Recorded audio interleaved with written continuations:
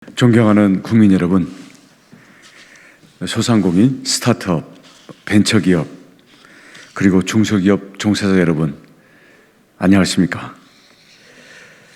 이렇게 인사드리는 저는 국민 여러분께서 안녕하시지 못하다는 것을 너무나 잘 느끼고 있습니다.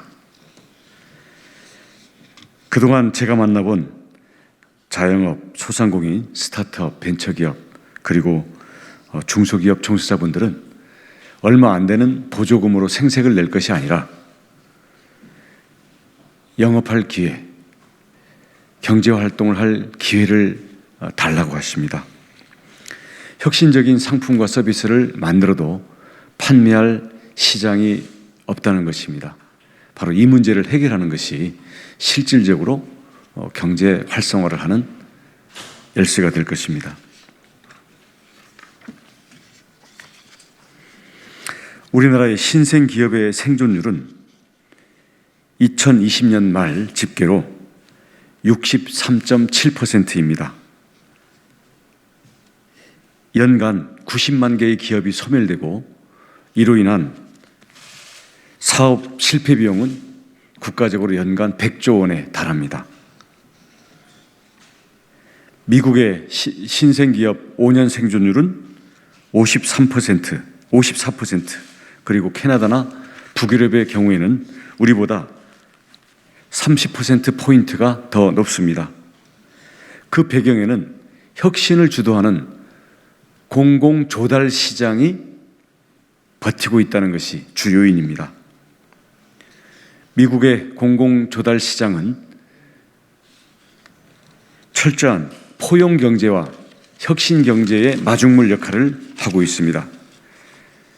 주정부와 지역 관점에서는 포용조달, 그리고 연방정부 차원에서는 혁신조달을 기본으로 하고 있습니다. 소상공인은 지역의 포용조달을 마중물 삼아 초기의 성장과 생존 역량을 축적하게 됩니다. 혁신 스타트업과 벤처기업은 연방정부의 혁신 조달을 배경으로 삼아 혁신적인 세계적인 기업으로 성장하게 됩니다. 2020년 우리나라의 공공시장 조달 총액은 176조 원, 그리고 2021년은 180조 원이 넘을 것으로 예상됩니다. 그동안 우리의 공공조달 시장은 철저히 기득권화되어 있습니다. 이전의 납품 실적과 재무 상태가 조달 계약 평가의 핵심 기준으로 되고 있습니다. 문재인 정부에서도 포용 조달과 혁신 조달은 찾아보기 어려웠습니다. 전체 공공 조달에서 제한 경쟁은 40%, 수의 계약이 약 36% 수준입니다. 즉, 이를 합한 76% 시장이 닫힌 시장이라는 의미입니다. 이러한 시장은 나아가 이권 카르텔로 변질될 수 있는 구조적인 약점들도 가지고 있습니다. 문재인 정부는 2020년부터 혁신 조달 정책을 시행하고 있기는 합니다만 그 계약 실적은 293억 원으로 전체 공공조달 계약 176조 원 대비 0.017%, 즉 100분의 1도 겨우 넘기고 있는 것입니다. 2021년에 혁신 조달 편성액은 445억 원으로 0.02% 수준입니다. 문재인 정부에서 혁신은 없고 생색내기 수준입니다. 저 원희룡은 포용경제와 혁신경제를 위한 국가와 공공의 역할 정체성을 재정립하겠습니다. 공공조달 시스템을 획기적으로 개혁하여 소상공인과 스타트업, 벤처기업, 그리고 중소기업에게 생존과 혁신 성장을 도모할 수 있는 국가 찬스를 제공하겠습니다. 구체적인 실현 방안은 다음과 같습니다.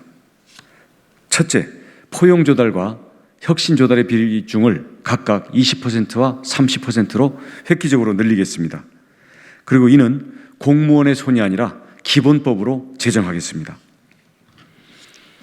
이를 통해 소상공인 및 젊은이들의 신생 기업에 연간 35 내지 40조 원의 성장판 시장이 만들어집니다. 그리고 스타트업, 벤처기업, 그리고 ESG 친화 기업에게는 연간 50 내지 60조 원의 성장판 시장이 만들어지게 됩니다. 둘째, 공공조달 졸업제를 도입하여 공공조달에 참여한 누적기간과 참여액이 일정 기준을 초과할 때는 공공조달 시장에서 졸업하도록 하여서 공공조달 시장을 세금에 기생하는 고인물 시장이 아니라 신생 사업자와 신생 도전 기업을 위한 마중물 시장으로 만들겠습니다. 공공조달에 참여해보면 이미 공급자가 결정되어 있는데 들러리 섰구나 하는 그런 한탄들이 많이 나오고 있습니다. 이미 기업의 규모가 커지고 내수와 세계 시장으로 나가야 될 기업들이 공공조달 시장에 또아리 틀고 있는 경우가 많습니다. 이 기득권의 틀을 깨야만 합니다. 셋째, 공공조달 시험 인증 품질 보증센터를 구축하여 포용조달과 혁신조달을 구조적으로 지원하겠습니다. 미국에서는 수십조 원 규모의 차세대 교통 인프라라든지 달 탐사 프로젝트 등에 대해서도 혁신 스타트업을 중심으로 정부와 공공의 제품과 서비스를 공급하게 됩니다. 이 경우에 누군가는 품질과 기능을 보증해야 하는데요. 이를 조달 기획 단계에서부터 국가와 공공부문이 구조적으로 뒷받침할 수 있는 인프라와 제도를 만들어서 중소기업과 젊은이들이 혁신 신생 기업을 통해 국가의 거대 프로젝트에 참여할 수 있도록 지원하겠습니다. 넷째, 공공조달의 투명성과 행정비용 감소의 두 마리 토끼를 잡기 위하여 블록체인과 클라우드 인프라를 전면 도입하겠습니다. 공공조달은 투명해야 합니다. 하지만 높은 투명성은 많은 행정비용과 서류 작업을 필요로 하는데요. 이런 점에서 혁신을 더디게 하는 문제가 있습니다. 이미 중국이 이 점에서는 앞서가고 있습니다. 블록체인 기술과 클라우드 인프라를 도입함으로써 각종 증빙 서류와 영수증 없는 행정체계를 갖추어 나가고 있습니다. 클라우드 인프라의 핵심은 일괄 처리 기능입니다. 공공조달 참여 과정에서부터 여러 부서에서 2중, 3중으로 서류를 요구하는 일이 없도록 원스톱으로 제반 업무 처리를 가능하게 하고 이를 통한 위조나 해킹의 가능성을 차단하는 블록체인 기술을 도입함으로써 투명성과 비용 감소의 두 가지 측면을 획기적으로 달성하도록 하겠습니다. 존경하는 국민 여러분, 중소상공인 그리고 청년 기업인 여러분, 포용경제와 혁신경제는 우리가 함께 가야 하는 우리 경제의 방향입니다. 포용 및 혁신 성장을 위해 국가가 해야 될 가장 중요한 역할은 포용 성장과 혁신 성장이 이루어질 수 있는 마중물 시장을 제공하는 것입니다. 이를 위해 우리의 중소기업들과 젊은 청년 기업들에게 기회를 제공할 수 있는 국가의 적극적인 역할이 필요합니다. 현금을 뿌리는 것이 아니라 기회를 뿌리는 국가 찬스를 통해 기업도 혁신기업과 신생기업들이 공공조달의 혁신적인 기능을 통해서 성장의 기회를 확보해 나갈 수 있도록 하겠습니다. 이러한 혁신 성장판 전략은 대구 경북과학기술원 이영달 이사님 등 이 분야의 많은 전문가들과 함께 오랜 기간 연구하면서 다듬어온 정책입니다.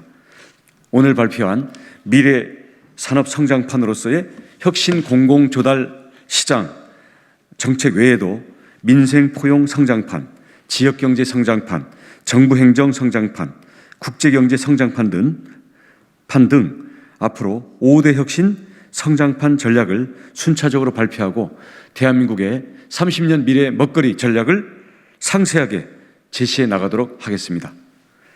클래스가 다 다른 나라, 국민이 원하면 대한민국이 바뀝니다. 네, 감사합니다.